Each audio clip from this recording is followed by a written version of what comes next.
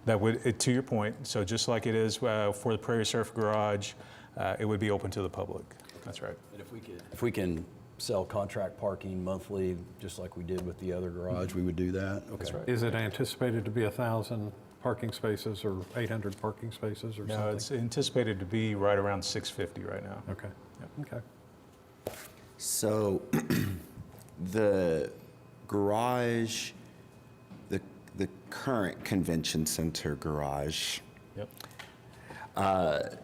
that we envision serving still the convention center and the Omni. Is that its sort of purpose? Okay. And probably maybe overflow for the arena. So can I add to that just a little bit? So with the removal of the Prairie Surf Garage, we've looked at alternate ways to be able to provide parking for folks that are attending events at the Paycom Arena, right? And so what we've done is we've been able to open up some spaces at the Arts District Garage and the Sheridan Walker Garage. And so hence, we opened those spaces up. Well, that's also what spurred the idea of the shuttle service, right? So we essentially, you park in one of those garages, you can hop on one of the BRT buses, and we also have a streetcar service that takes folks from those garages to the arena. So we knew we were going to have impact with the removal of the garage, and so we've worked with folks to be able to get them into our other parking facilities, trying to maximize that revenue.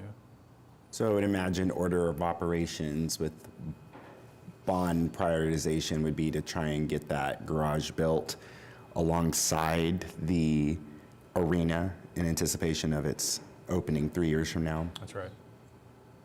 Okay.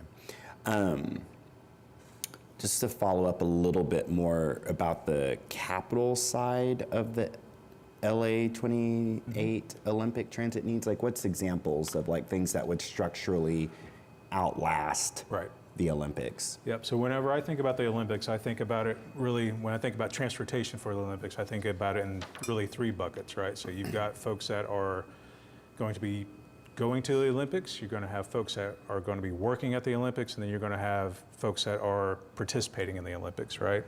And so to ACM Fairbrush's point, we want to make sure that any capital improvements that we do really serve the need for everybody that's going to be using transit, not just during the Olympics, but also after. So some of those potential projects are looking at improvements at the transit center, right? Wayfinding at the transit center to make it a little bit easier to use our systems, connections, ADA connections to our existing bus stops, really just making the system work better for folks that are using it. Buses, too. Buses, yep, certainly, yep. And then when do we have a sense of when those specifics would be kind of nailed down of what we're wanting to do? Yeah, so when it comes to the Olympics, time is of the essence, right? And so we want to, you have to basically have everything in place that spring of 2028. And so our goal is to really put together a list of projects and then work with Region 6 down in Fort Worth and see what the potentials of getting some of those projects funded through grants, potential other ways and things like that. So we really need to get started on it now so we can work through that grant process to be able to get the funding so we can start the projects and have them all complete by spring of 28. So we're looking more at grants for the Olympic stuff than we are any bond? Yeah. Yep. And I know there's been some talk on the federal level of providing some funding, some appropriations directly for this stuff as well. That's right. When we have a sense of that list of what those improvements would look like, I know I, at least as a trustee, would like to see them just so I can better communicate those, like what those structural, ongoing, longer lasting investments are going to look like so I can communicate those to folk. I'm guessing the rest of the trust would want to know too, but I can't speak for you all. Absolutely. Any other questions on the capital budget? If not, we'll move on to the 2025 budget amendment. All right, so I've got a proposed budget amendment for you for our current fiscal year, '25. So kind of the three whys do we have an amendment for you today. First of all, Jesse mentioned this to you, we have some miscellaneous revenue from the city for services that have been requested. One of them, the most significant one, being the shuttle that provides transportation from our Sheridan Walker Garage to the arena, since the parking was at the Cox Garage no longer available to those ticket holders. So that is probably the primary source for our miscellaneous revenue. Let me go over to this slide so you can see what I'm talking about. So in that line item there, and then a second reason we're amending our budget, we've talked about this many months, but the energy cap, so getting that into our budget since it was not included in our base budget originally. And then the third reason is that we did start operating the streetcar in-house. And so with that, we had some changes to our streetcar budget that we needed to amend so that we had the budget authority where it was needed for those items. So I'll just walk you through this. This is our overall amended operating budget. So what you're looking at here includes parking, bus, river, streetcar, Norman, so our entire combined budget. And so you'll see on the left column, that's our adopted FY25 budget. The column to the right of it is what we're proposing would be amended. And so the overall amendment is $671,000, which is about 1.5% increase overall. So on the revenue side, you'll see interest, advertising, miscellaneous row. That's third from the total revenue line there, $166,000. So that's the revenue I just mentioned to you from the city for the shuttle services. And then the line below it's the transfer from the general fund. That's the line item that shows our subsidy that we get from the city's general fund. That increased $505,000. Again, that was our energy cap to increase our budget authority for that. So that makes up the $671,000 of revenue. We've already received that revenue. We've been talking about some of the expenses in our monthly financial review, so that money's already been moved to us. So now we're just kind of taking the protocol to increase our budget authority so that we can actually spend that money. Then down in the expense line items, you'll notice that personnel has an increase of $1.4 million. And then to fund that $1.4 million, we've moved funds from services of $154,000 and supplies about $600,000. So the personnel budget, I've mentioned pretty much every month, at least the last quarter, if not longer, that we have had an overrun in our personnel costs when it comes to our bus operations. And so with this amendment, we're able to leverage some savings in our supplies and services to move that up to our personnel line and give us the budget authority that we need in that area to fund our personnel expenses. I would point out also, since we're looking at the combined streetcar, with bringing on streetcar in-house, we've hired by the end of this fiscal year 37 employees. So streetcar typically, or in the past, only had one employee basically that was dedicated to its operating budget. Of course, now that number's grown substantially, and so we had to increase our personnel budget for streetcar in this fiscal year to have that budget authority for the personnel costs. So that's also reflected in the $1.4 million. So we're looking at our year-end forecast when we put this together to see where do we think we're going to end fiscal year '25.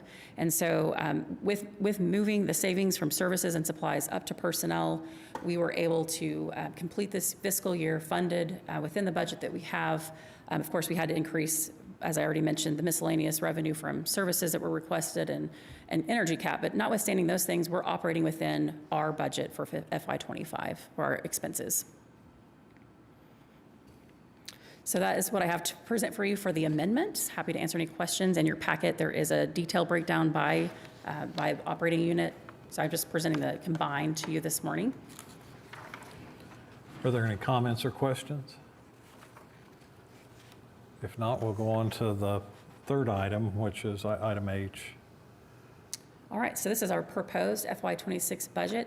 And before I dive into this, I do want to recognize some employees that are here. So on this side of the room, this side is empty. So they're all over here today.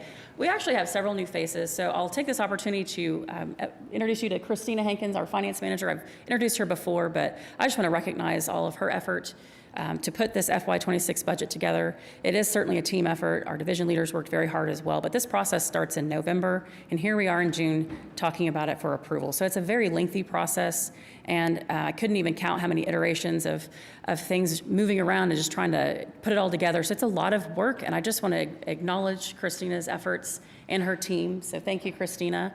And then while I'm at it, I want to introduce you to some of our new staff. So the administration side of our house has grown as we've continued to grow as an organization. You saw the growth we're seeing in our capital projects. You've seen the growth we have in our service. So with that takes staff behind the scenes to get a lot of things done. So I'll start with Heather Wilson here in the blue dress. She is our People and Strategy Senior Manager. And so she has a team with her, Misty Durham. She's one of our newest hires, a management specialist. So a lot of what they're doing is helping with the governance of COTPA as a trust, these board items or these board agendas and RTA agendas we manage. So their team does that, as well as data management. And then we also have Candy Thompson here.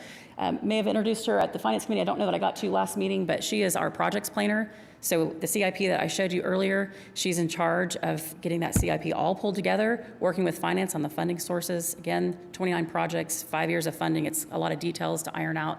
So she did a great job doing that for us. And her new team member, Josh Pitt, here next to her, and he is a senior project manager replacing Crystal Torkelson. So I'm glad I had an opportunity to introduce so many of our new staff to you today. Very impressed with the team that we're hiring at Embark. We're really hiring a lot of great talent, which just really helps us continue to be more cutting edge, more innovative with how we approach transit as we move forward. And so we're really excited to have them on our team. So with that, I'll dive into our FY26 proposed budget. So I'll point out to you that, again, May 22nd, the Finance Committee met, recommend approval of this budget to the COTPA board. Also, June 3rd, City Council adopted the FY26 budget for the city, and in that budget, $41 million was included for transit and on-street parking, not off-street. And so that passed June 3rd. So what I'm presenting to you today that includes the transfer from the general fund has already been approved by council. We were operating within a 4.5% reduction, which we've talked about that a few times, and that reduction impacts the line item that says transfer from general fund, which is 2 from above the total revenue line. So the other line items of revenues are not impacted by that 4.5%. You'll see, other than the very top row of operating revenue, which is largely our fares, there is no reduction in our reductions in our revenues are limited to that general fund line item. We actually see some increases, and I'll talk through a few of those overall to our revenue sources. So we're really grateful for that.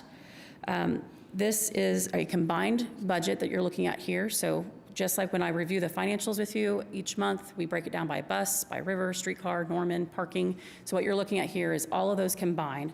So our overall budget is $67,526,000, which is about $1 million above last year's adopted, or our current year's adopted budget, 1.56% increase.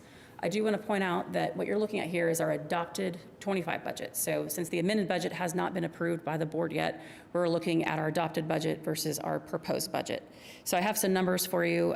If you're curious, if we were to have the amended budget adopted, we'd be looking at really a flat budget overall as far as the variance goes, because the amended budget would bump it up the 600,000 I mentioned. So that puts us at a pretty flat budget, 0.05% increase from last year's budget. So that's same service level, flat budget. So we certainly have to keep an eye on things with that flat budget. So just wanted to walk through a few of the major changes in our budget. So I've numbered them here just to follow along. So the first change that is listed here, this is a standard item that we present every year. This is basically taking our personnel costs. We have built-in merit increases, cost of living adjustments, retirement, changes in costs there, health insurance, any of those kinds of like overhead costs when it comes to personnel. Those get baked into our same service level base budget. And so this year it was $1.485 million. So that's inclusive of basically those personnel costs that are included in our fiscal year budget for all of the FTEs that are in our budget. The second item assumes operation and management of the OKC streetcar in place of the third-party contractor that managed it in the past. So Jesse already mentioned June 1st we took over management of the streetcar in-house. So this is our biggest contributor to our 4.5% reduction. So you'll see a negative $1.3 million of savings by bringing that in-house. So that really helped us quite a bit in bringing that in-house to not have to cut positions. So that the savings that we see there, part of that $1.3 million is With the third-party contractor, there's a 10% overhead and a 5% profit, and then also redundant operating costs. So we, of course, have some startup costs. When you bring in anything on, you've got startup costs, but those are one-time costs, so we will start seeing those savings in FY26. We've also looked at, kind of from a 5-year perspective, is this a sustainable savings or not? And so really looking at it 5 years, we see not only is it sustainable, it could continue to grow, depending on, of course, what our own costs of living adjustments are. In-house. The third item is a 1-year, one-time reinstatement of Route 19 service, $270,000. So we talked about that earlier in the board agenda with Route 24 and Route 19 that Jesse mentioned, but just to further explain, so this is reinstating, this was part of our original 4.5% reduction that we proposed due to low ridership, and so it was just an opportunity if we had to cut something. This was one of the routes that was on the table for that. Of course, after a lot of discussion and public engagement, it was decided that we would actually reinstate that as a one-time, 1-year reinstatement. So we'll be working with Oklahoma County, who funds 50% of that route. We'll be working with them to find an alternative funding source to help plug in that gap. So just reiterating that is shown as a positive number. It didn't increase our budget. It was just put back into our budget. Number 4 is the reduction of Route 24, the OKC Norman Express service. So that's a negative $114,000 of savings, cut about 6.5 hours of service. Again, that was to meet our budget reduction requirement. Item 5 is increasing our funding for utility costs, which is the energy cap. So since that wasn't in our 25 base budget, this puts it back into our base budget, $634,000. Item 6 here increases funding for labor, supplies, repairs, and capital expenditures for our bus shelter maintenance program. So with MAPS 4 in phase 1, 140 shelters have been installed. And so with that, we want to make sure we maintain those, keep them clean, keep them looking good, keep the system clean. So adding 140 shelters means we need more help to keep those clean. So this includes hiring 1 additional full-time employee, as well as some of the capital costs to have an additional employee out there looking at our shelters and keeping them clean. And then the final item here, we have a $610,000 increase, which expands various mobility management programs. So that would include things like the Arnell Climb Ride program, Hope House, and OKDHS. So these programs, I've mentioned this before, but just to remind you, these programs are all cost reimbursement based. So this $600,000 increase, which was on the prior slide that I showed, a pretty large increase in that line item, those are all just reimbursables. So if we have a cost, then we have a revenue that reimburses it. So it's really a net neutral cost. So we do have to increase our budget to have the budget authority to spend, but it is not a increase in terms of, it's still offset by the costs. So those are the major budget changes. One last slide I have for you on our budget is just to break it down for you by operating unit. So there you see our total budget, $67 million, up 1.56%. I mentioned again, with the amendment plugged in, it's 0.05% change. And then just going down the list, so our bus, which includes paratransit and BRT, is $49.4 million, 2.42% increase from prior adopted budget. If you look at ferry, that's $1 million, 4.25% increase. That includes adding in our FAM landing. We are pretty conservative overall with our revenues for that until we really get going with adding another landing into our system. So the increase there is more related to some additional bump from our general fund to pay for additional operating costs for adding another landing, as well as our cost increase with the contract with HMS, who manages our ferry program. Then streetcar, $6.7 million proposed budget. That drops 6.3% from prior fiscal year. Of course, that is the big cut I mentioned earlier, the $1.3 million. Parking is pretty much flat, increase, $6.3 million, increase of 0.12%, just being conservative with our budgeting there. And then Norman, $4 million, increase of 7.26%. And just as a reminder, Norman, this is full cost recovery. We do not use any city funds, any COTPA funds to fund any of that operation. Every expense we have is invoiced to Norman, but we do have to plug it into our budget, again, for budget authority, so we can expend those, have those expenses and revenues coming through. So overall, our general fund of $39 million has decreased 0.11% when compared to prior fiscal year if we look at it specifically excluding on-street, and this is just transit operations. So that is our proposed 26 budget. very high level. Again, the sheets are in your packet that have more detail, and this was presented to the Finance Committee, so they recommended approval of this proposed budget. So happy to answer any questions. Any questions or comments? Very thorough. Thank you. Lots of work goes into that. Yes. I'm sorry, can you walk me back through on the operating revenue, the 8.4 million? Let me get back here.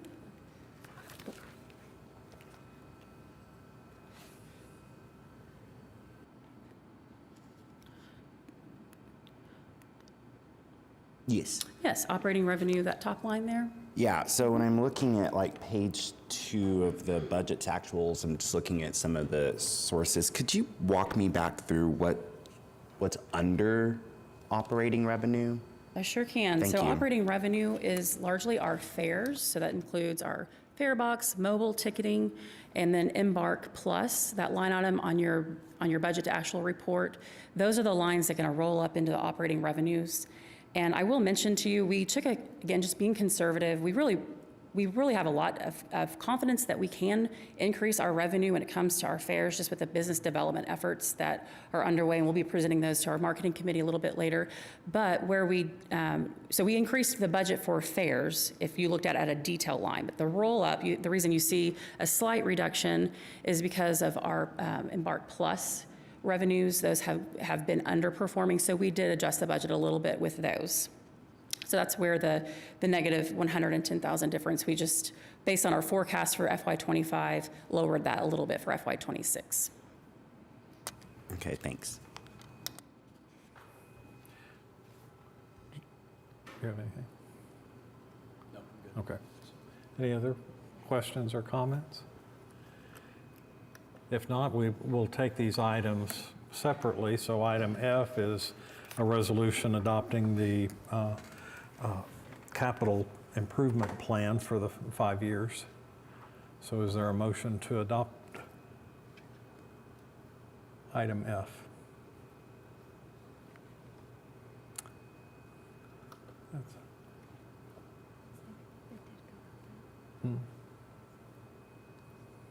Showing as waiting, but Yeah, so our moved by is still showing as waiting, although Brent has made the move. So let's go ahead and vote electronically. It's been moved by Brent and seconded by James Cooper.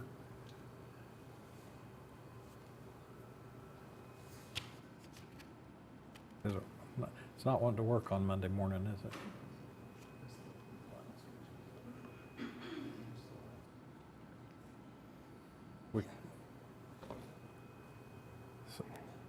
Okay, so motion passes. So item G is the adopt a resolution amending the 2025 budget and directing the administrator to implement and administer the amended budget. So there's a motion to adopt. It's been moved and seconded. Please vote electronically.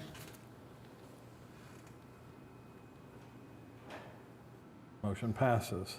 And then item H is to adopt a resolution approving the 2026 budget and direct the administrator to implement and administer the budget. Is there a motion? It's been moved and seconded. Please vote electronically.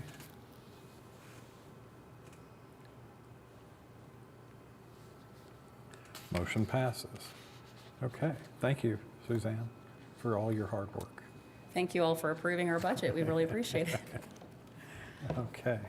Moving on to item 7 in our budget is ratification of claims and payroll for the period of April 23rd through May 20th.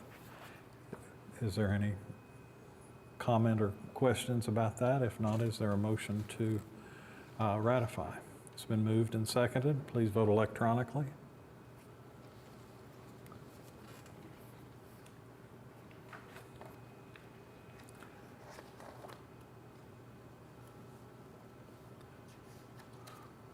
Motion passes. Okay, item 8 is to receive our financial reports for budget to actual for the period ending April 30th, 2025. It's me again. So I'll keep this brief. I'm sure we've heard a lot of numbers today, so I'm going to just redirect you back. We're now back into current state FY25. We're looking at 10 months into this fiscal year. So this report is my typical monthly report where I just let you know where we're at versus our budget, our actuals versus our budget. So that's what I have for you this morning. I really am just kind of looking at it from a high-level perspective, our performance of our budget to actuals. So I'll walk you through some of the high-level numbers today. Of course, always happy to answer any questions that you have on the details. So we're looking at transportation operations first, which is page 2, and this is 10 months ended April 30th. So overall, our revenues exceed our expenditures by $1.4 million. Our year-to-date revenues are $38,788,000, so those exceed what we had budgeted for revenues by $711,000 or 2%. Our year-to-date expenditures are $37,383,000, and they're under budget by $883,000 or 2%. So looking at it from the line items that are in your packet, of course, this slide just aligns with what you're seeing in your packet to help you walk through it. I've highlighted a few that I'd like to point out to you today. So federal grants, I have that highlighted for you. I just wanted to compare where we're at currently with prior year. So if you look at that line item, you'll see that from prior year, we're up about $2.4 million from where we were last year. So with this fiscal year, we do anticipate collecting the entire $8.5 million of revenue, whereas last year we did not collect all of that revenue. So that's one of the things that will help us meet our budget that I mentioned earlier with our year-end forecast, collecting the revenues that we had budgeted. So federal grants is one that we will see. We anticipate collecting all of the $8.5 million this fiscal year. I also want to point out to you, if you look at the variance column, there's very few of these that are exceeding 10% variance in terms of an under collection of revenue. So overall, if you look down the rows, you'll see that with few exceptions, we're within almost all line items are within 10% of our budgeted revenue for where we thought we'd be year to date. So collectively speaking, we're pretty much on target with our revenues. So we're expecting to finish the year on point with our revenues. No cause for concern there, which is always a great thing to be able to say 10 months into our fiscal year, looking at our forecast. Of course, I want to also point out this does not include our amended budget since it hadn't been approved yet. I don't know if it'll be on next month's report or not. It's kind of a timing issue of when this gets approved and when they do the report, the Accounting Services Division, but it will show up on our future budget to actuals report where you see the amended budget and our variances to that. Of course, the expenses are all in the actual year to date, so the amendment doesn't affect the actuals, or it will affect the variance column though because our budget will have increased. So overall, if 10 months in a year where we were this time last year, we're up $2.5 million in revenue. And I already pointed out, but that's largely due to our federal grant revenue. We've also received our state subsidy, so we're on track to collect our entire $1.9 million budgeted for state subsidy. So again, last year we did not collect all of that revenue within the fiscal year, so we're grateful to be on track to collect all of that $1.9 million. So if we look at the expense side for transportation operations, again, I'll just kind of high level this for you, but we've had significant savings in our supplies and our fuel and our services. So it really has helped us offset the overrun in our personnel expenses. And then with the budget amendment, that will correct the variances that you see here, putting the budget authority, transferring it from where we have some savings up to where we're needing that budget authority in our personnel costs.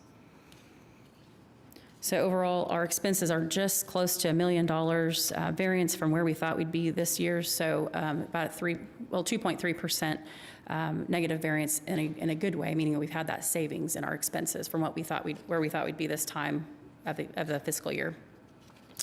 So moving over to parking operations, which is page 4 of your report, the revenues exceed expenditures by $1.4 million. Our overall year-to-date revenues are $5.7 million, which exceed the budget by $456,000 or 9%. Our year-to-date expenditures are $4.3 million, and they're under budget by $34,000, 1%.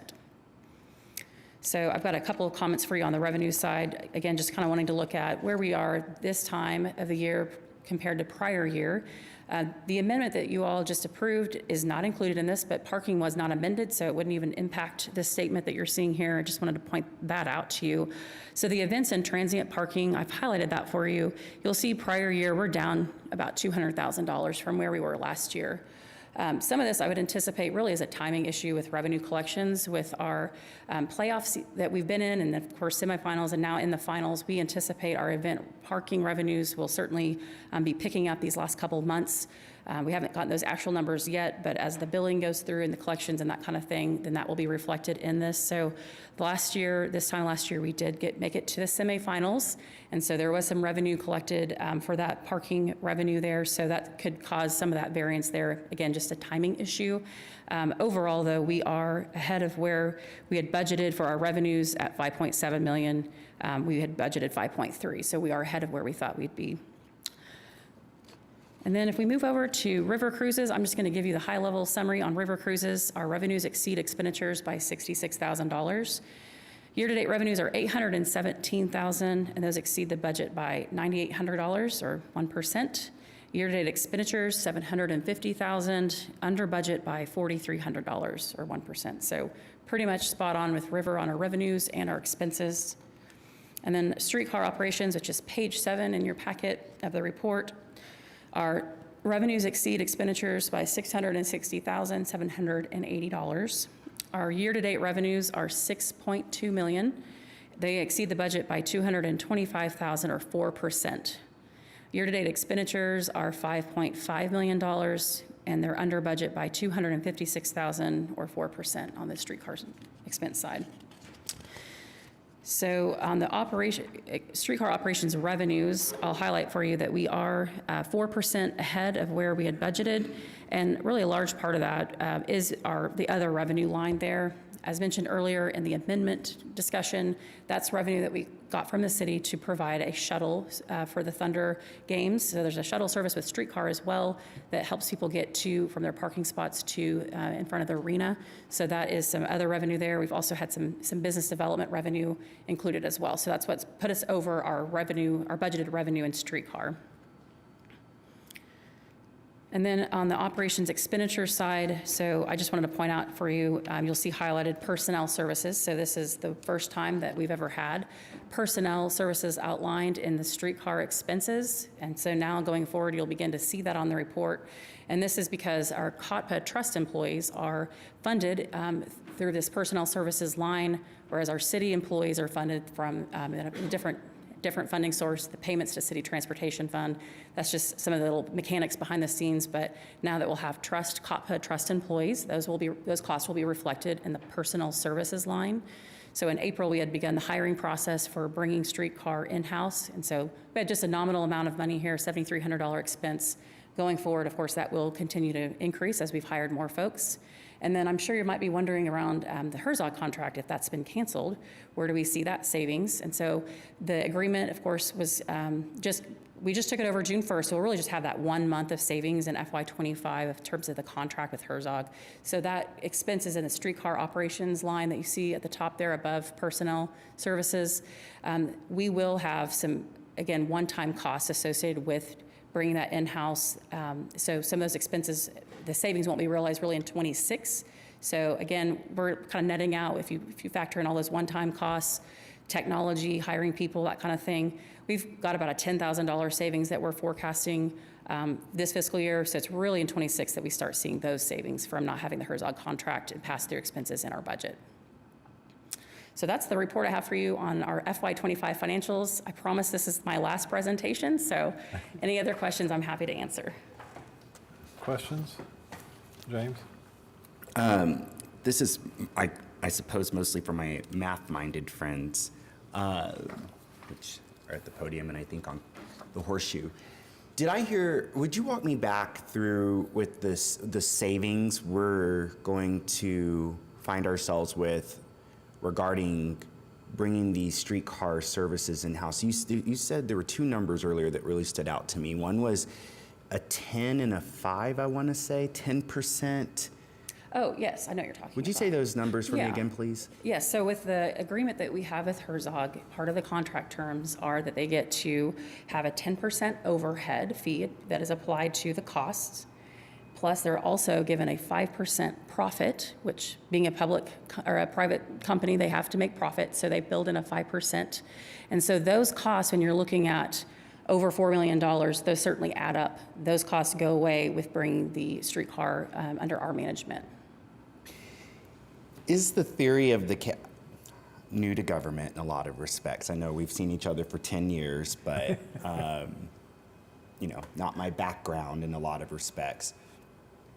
Is the theory of the case, at least with the streetcar, that since we being the city of OKC, did not have the streetcar knowledge yet, that there was no way Embark could have done that in-house, so we had to reach out to a private service provider? That's the nodding heads. I know Jesse has a lot of heart around this because he was our very first streetcar program manager, so I'll let him speak to that knowledge specifically. No, you're exactly right. While we were definitely involved in the stand-up of it, there was not any knowledge of how to run a streetcar system locally in Oklahoma City. So we contracted with Herzog Transit, and part of that process was the general manager, Carly Barnaby. He was part of that team that stood up the streetcar for Herzog. He now works for Embark. And then the other part of that is Delano Fisher, who worked with Herzog. He was their maintenance manager, who now works for Embark and is our streetcar manager. So we have that knowledge base now to be able to run that service in-house. I would love to know how many similar examples like that exist for the city of OKC, where we're contracting out a service to a private partner, and where now there might be new knowledge for the city staff, wherein it would allow us to reconsider that contracting out of the service, because a 10% overhead and then a 5% profit versus savings which could come from that, right? I can't ignore that. That just seems like a question that is worth us thinking about throughout the entirety of the system. And I feel like in a lot of ways, I remember when I was an undergrad as a poli-sci minor, there was a lot of talk about a movement toward public-private partnerships for governments. And usually the selling point of that is that it was a cost savings for government. But what I just heard, a 10% overhead and a 5% profit, that does not strike me as savings. What we're doing now strikes me as savings. I can understand at the beginning of a process when that institutional knowledge might find itself lacking.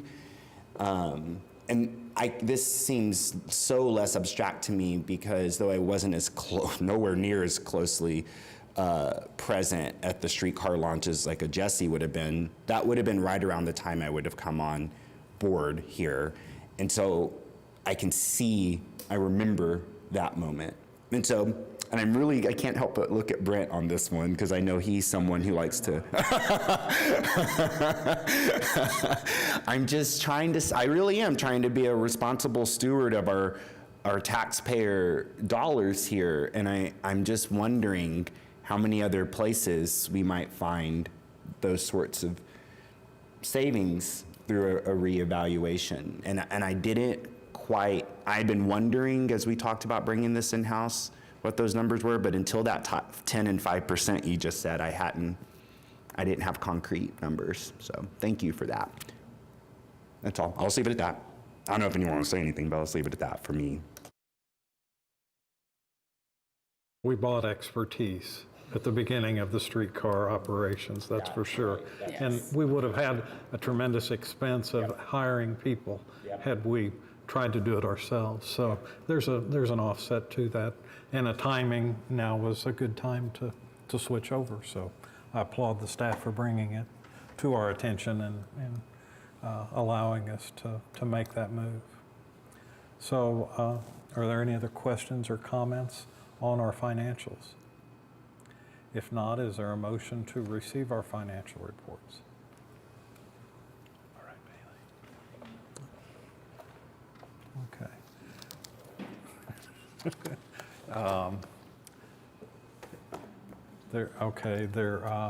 We don't have screens on some of ours.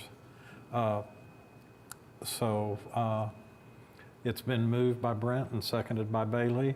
All in favor, vote electronically, or James doesn't have it, and do you want to? Yes, please. And I vote yes. Did you hit computer? Yeah, Yep. So motion passes. Okay, we have had our program reports at the last meeting, so is there a motion to receive our program reports that's in our packet, and also the ones that we did receive at the last one? So it's been moved and seconded, so please vote electronically. And again, James, you don't have yours? Oh, there I do. Okay. And I vote yes to receive the financial reports. So at that point, motion passes. Items from the trustees. I just wanted to reiterate, while, I didn't join that individual vote for the reduction of the service to Norman, I did vote for the adoption of this next fiscal year budget. And that's largely as a way of expressing, quite frankly, gratitude in terms of the compromise which came out of those conversations regarding Route 19. For me, it's important to always be someone who comes to a negotiating table and be able to express that gratitude when we find a compromise. But I do think these conversations about Route 19 with the county, I'll look forward to hearing where those go, and I'll also be interested in any what these micro transit conversations look like. My caution to COPPA and to City Council, to beat a dead horse, is, I heard council remarks last time when we were passing the budget about letting data drive us in the reduction of that service out to 19. But I just, with Embark and with public transit, I just don't think we can ever forget the backstory which got us to this moment of, about 60 years ago, a dramatic reduction in services to public transportation. And we know the reasons why. I'm not going to go back into them, but I just don't think I think as we move forward, we just always need to let that history and Montgomery, Alabama, quite frankly, always be present in our minds about why that service is why we've had to do the restoration, quite frankly, year after year that we've had to do. I just think that is a critical thing. We can't forget how we got to this impressive moment of MAPS 4 and the bond doing what it's doing right now, and the grant acquisitions that you all have achieved. But just don't ever let that backstory slide from us. That is just my caution there. But otherwise, I just want to express that gratitude for the compromise to get us here today. Can I ask a question?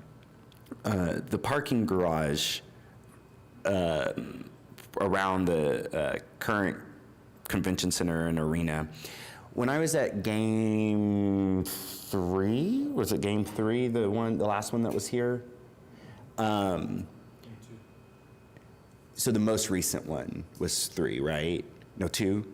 What is the process for everyone exiting that parking garage? Because I'll tell you, normally I bike there, but someone rode with me in my car, and it was a while of us just sitting at a standstill on like floor 3, maybe 4. I'm telling you, like a pure standstill. And I just was, as a trustee, was hypothesizing as Bailey and I, not this Bailey, my friend Bailey, though I would go to a Thunder game with you. I was trying to figure out, is it something about the traffic coordination on, Gaylord? What's going on? And have y'all heard these concerns from other people? Yeah, so I can address that. So we have heard those concerns. And so what we've found is that a lot of times is exactly that, most of the cars are dumping out onto EK Gaylord, and whenever you have mass exodus from downtown, that's where most folks go to be able to jump onto I-40. And so that does back up into the garage. And so what we've done is, thanks to Corey and his staff, they have people in the garage there when that backs up. They set up some cones and they start directing people out toward the convention center. And at that point, then you can go out to the light that's near the convention center garage. So hopefully you saw that whenever it did finally start moving, that folks were going out the other exits. And so there's still some learning curve there to make sure that we do a little bit better job there, but a lot of that is the traffic congestion on EK Gaylord. Okay. Thank you. Bailey? Brent? Jason? Jesse? Yeah, super quickly, just some thank yous. So specifically, thank you to the trustees for being here today. You being here today, I know taking an hour out of your day when it's not regularly scheduled. Again, this is a rescheduled board meeting. It is appreciated. Your presence here today allows us to continue to conduct business, allowed us to be able to adopt our budget for next fiscal year. Then specifically a special thank you to staff for being able to put this together in a short notice. It's not always easy to be able to schedule this room on a short notice, and then to be able to turn our agenda around, because we have to adjust dates and times and the items that are going out. So really, really thank staff for doing that. We had mentioned that we have taken over Streetcar, so we have done that. We have officially taken over Streetcar as of June 1st.